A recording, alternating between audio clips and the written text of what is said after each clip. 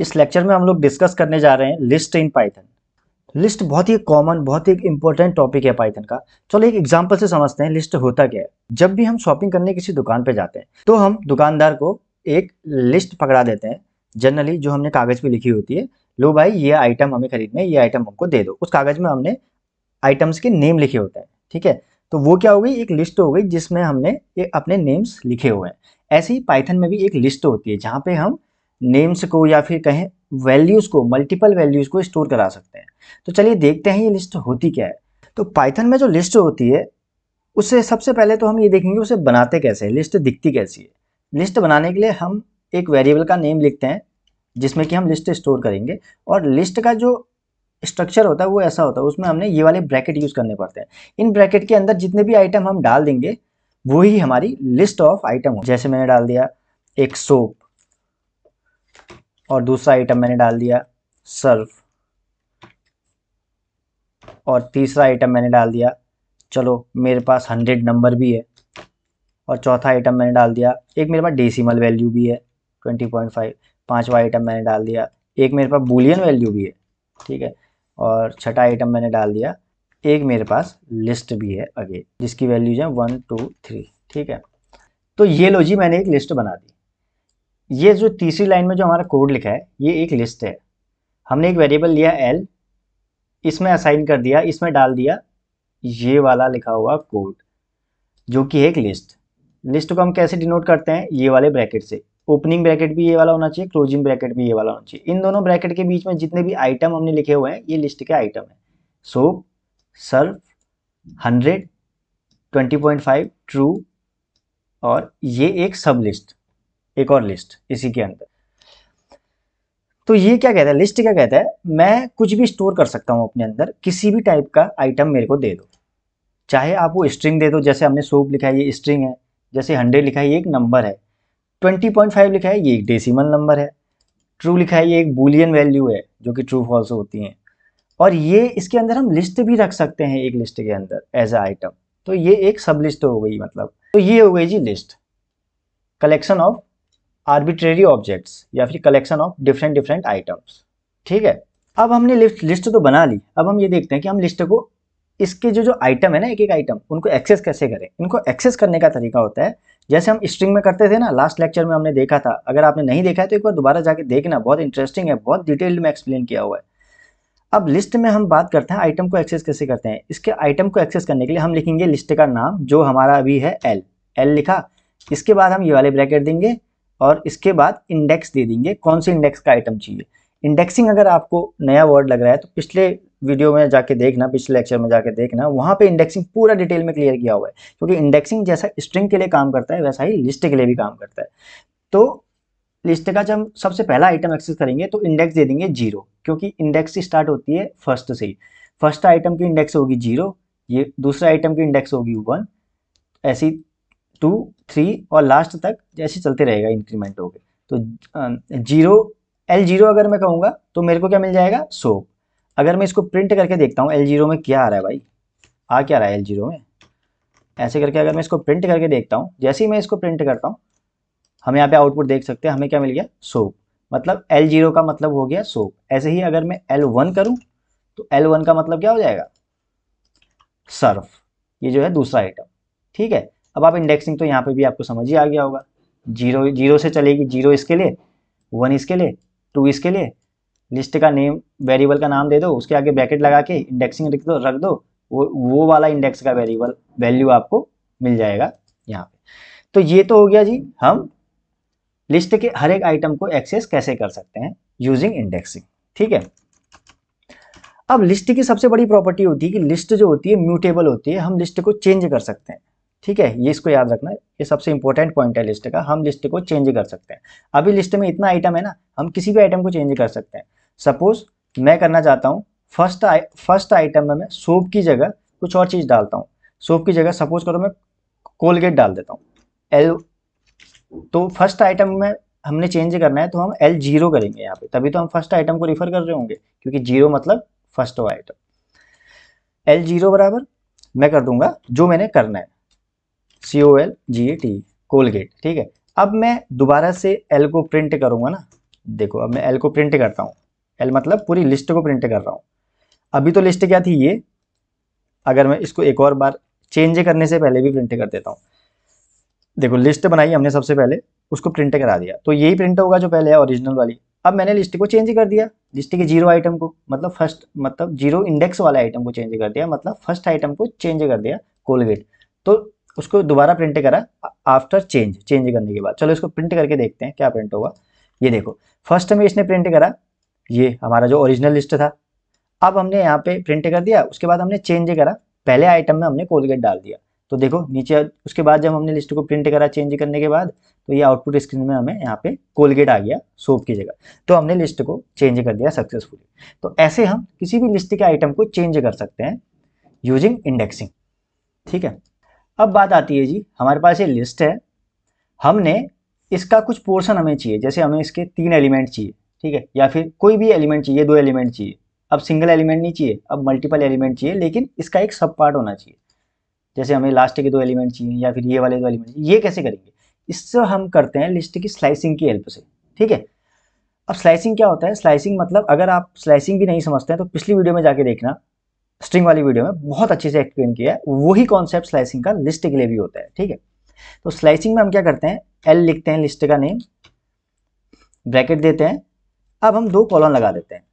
2 colon मतलब एक space ये हो गया, एक स्पेस ये, एक स्पेस ये। अब तीनों में एक एक वैल्यू आएगी, इस कॉलन से पहले भी एक वैल्यू आएगी, इन दोनों के बीच में भी एक वैल्यू आएगी, इन दोनों के बाद, इसके बाद भी एक वैल्यू आएगी। तो सबसे पहले जो वैल्यू होती है वो होती है स्टार्ट इंडेक्स, स्टार्ट इंडेक्स। ठीक है, इसको मैं लिख देता हूँ अभी के टाइम में 1। और ये दूसरी जो होती है वो होती है एंड इंडेक्स, कहाँ तक चाहिए, इसको मैं लिख देता हूँ 3। अब तीसरी जो वैल्यू होती है कितने स्टेप लेने हैं, अभी मैं लिख देता हूँ 1। बाय डिफॉल्ट ये एक ही होता है। ठीक है, अभी मैं इसको हटा भी सकता हूँ। ठीक है, इसको हटा देते हैं अभी।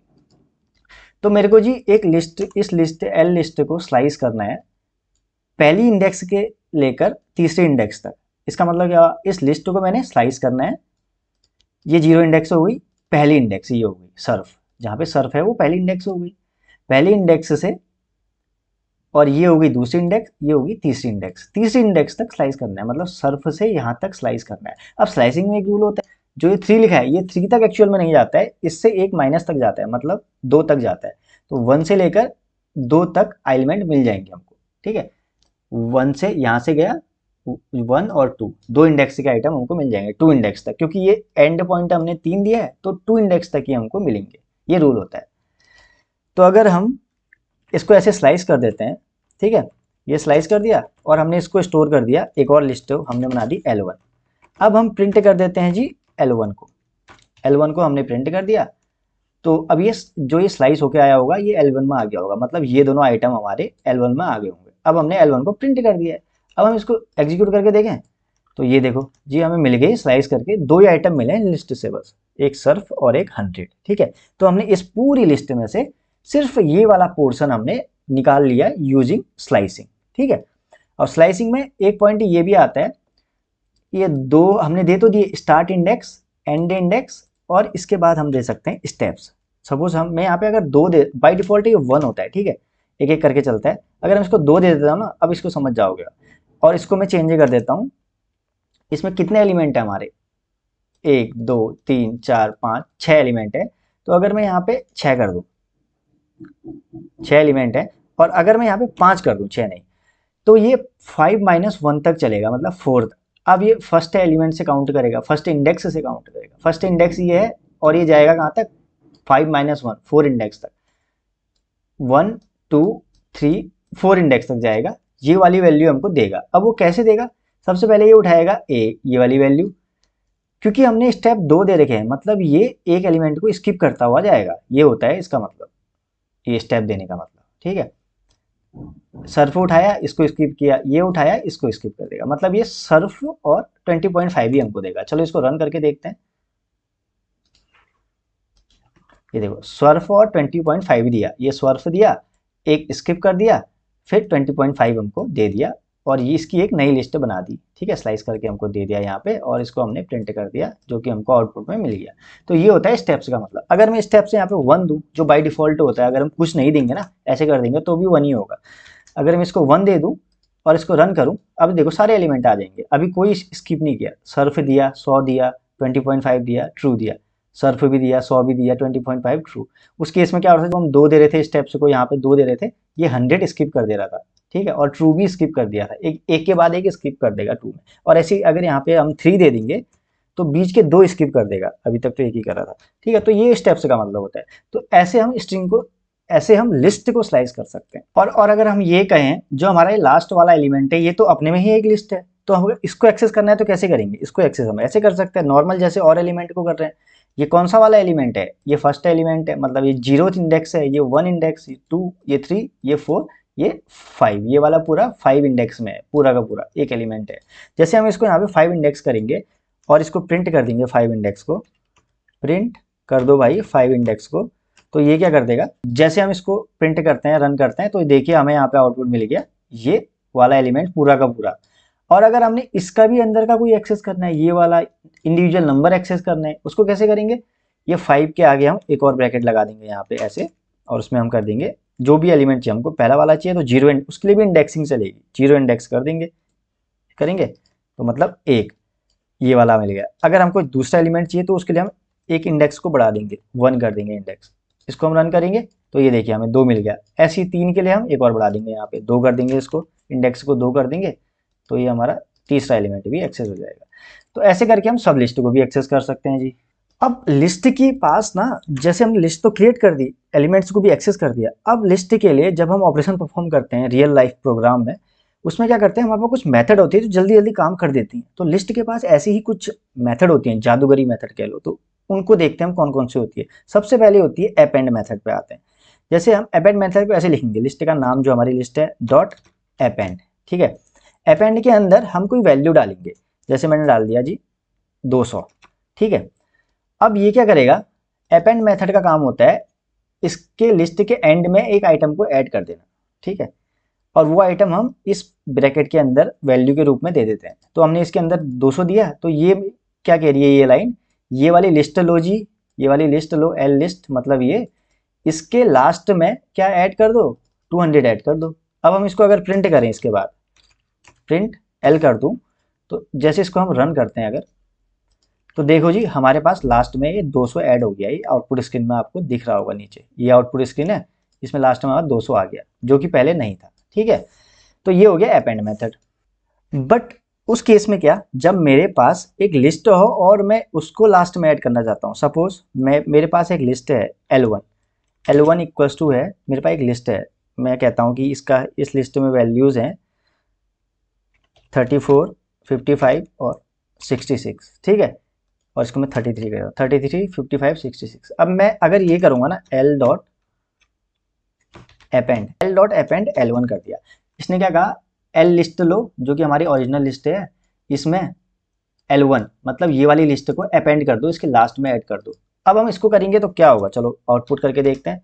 जैसे मैं L में जैसे अपेंड किया, फिर उसके बाद L को मैंने प्रिंट किया, तो यहाँ पे देखा जी लास्ट में इसने ऐड कर दिया ये, जो कि हमने ये दिया हुआ था L1, मतलब ये वाली लिस्ट ऐड कर दी, इसने पूरी की पूरी लिस्ट ही ऐड कर दी एज सिंगल एलिमेंट, ठीक है। ये इस लिस्ट का ये सिंगल है, ये पूरी लिस्ट है, इसका ये सिंगल एलिमेंट ही ऐड कर दिया। मगर मैं क्या चाहता हूँ कि इसके अंदर जितने भी एलिमेंट हैं, ये 33, 55 और 66, ये सब सिंगल एलिमेंट के रूप में ऐड हो, एक सिंगल लिस्ट के रूप में ना ऐड हो। अब सपोज करो मैंने क्या कह दिया जी, इसको अपेंड मत लिखो, इसको लिख दो एक्सटेंड, ठीक है। जैसे मैं इसको एक्सटेंड लिखता हूँ ना, अब देखो कमाल, अभी देखना, अभी ये था एक सिंगल एलिमेंट के रूप में पूरा का पूरा ऐड हो गया था। अब मैं जैसे इसको रन करता हूँ, ये देखो जी, अब ये कोई सिंगल एलिमेंट नहीं है, इस लिस्ट का अलग अलग एलिमेंट है, 33 एक अलग एलिमेंट है, 55 एक अलग एलिमेंट है, 66 एक अलग एलिमेंट है।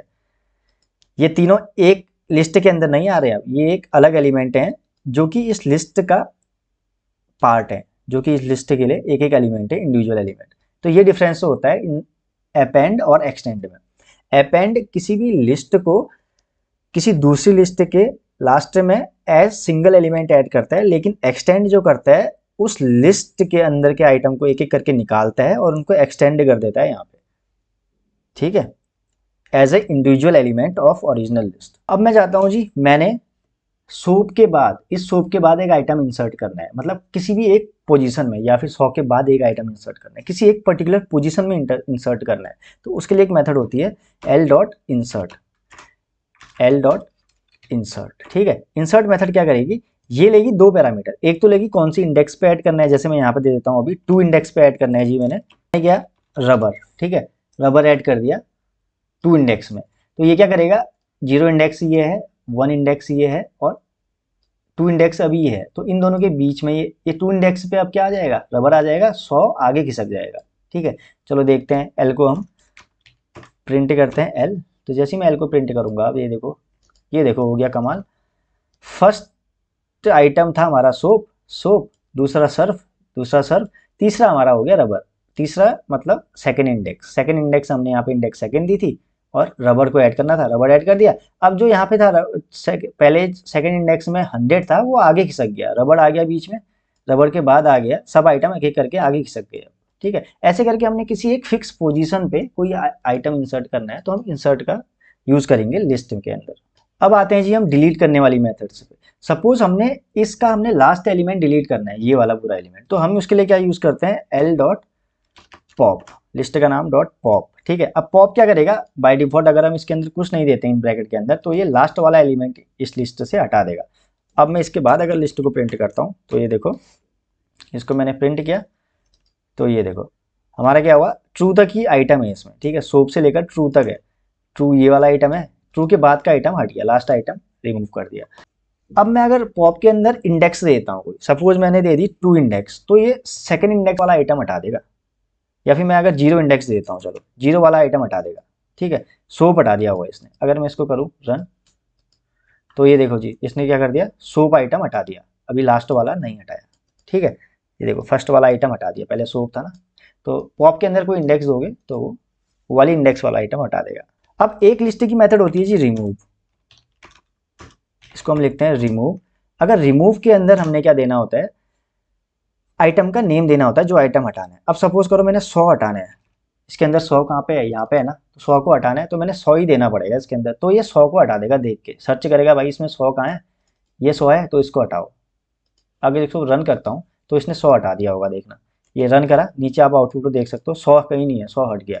मतलब किसी भी एक पर्टिकुलर आइटम को उसके नेम से रिलेट करने के लिए हम रिमूव का यूज करते हैं, ठीक है। ये दूसरी मेथड हो गई हटाने के लिए। अब एक और मेन मेथड बचती है लिस्ट की, जिसको हम कहते हैं इंडेक्स। एल डॉट इंडेक्स अगर मैं करूं, एल डॉट इंडेक्स मेथड का काम होता है किसी भी आइटम की इंडेक्स रिटर्न कराना। अब हमारे पास इतना आइटम है ना इसमें लिस्ट में, तो मैं चाहता हूं कि मेरे को सर्फ की इंडेक्स मिले, भाई कौन सी इंडेक्स पे मौजूद है सर्फ, तो मैं इसको यहाँ पे पेस्ट कर दूंगा सर्फ को।